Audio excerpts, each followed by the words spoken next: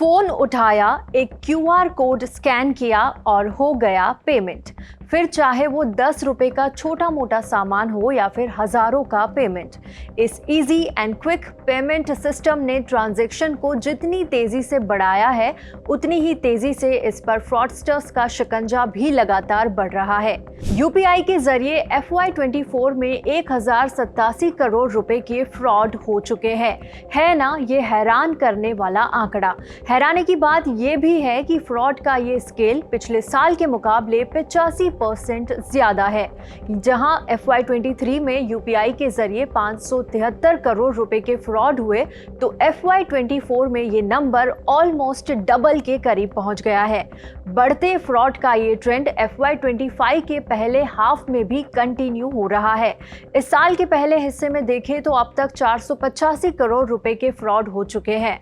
Fraud के बढ़ते number और इसे अंजाम देने के नए तरीकों पर ध्यान देना अब इसलिए भी ज्यादा जरूरी हो गया है क्योंकि देश में यूपीआई एडॉप्टेशन तेजी से बढ़ रहा है।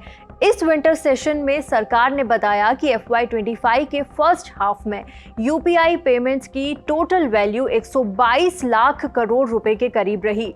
यूपीआई अब सिर्फ इंडिया तक ही लिमिटेड नहीं रहा, अब ये 7 दूसरी कंट्रीज में UAE, Singapore, Bhutan, Nepal, Sri Lanka, France और मॉरिशस जैसे देशों में भी यूज होता है।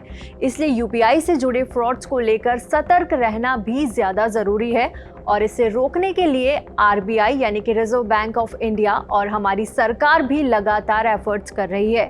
लेकिन आप भी अपने लेवल पर सुरक्षित रहे, अपने ट्रांजैक्शंस सिक्योर रखें, हमेशा 2 फैक्टर ऑथेंटिकेशन यूज करें, कभी भी अपना OTP किसी से भी शेयर ना करें और साथ ही सिक्योर और ऑफिशियल ऐप्स का ही इस्तेमाल करें और फ्रॉड होने के केस में तुरंत साइबर सेल को और बैंक को जानकारी जरूर दें।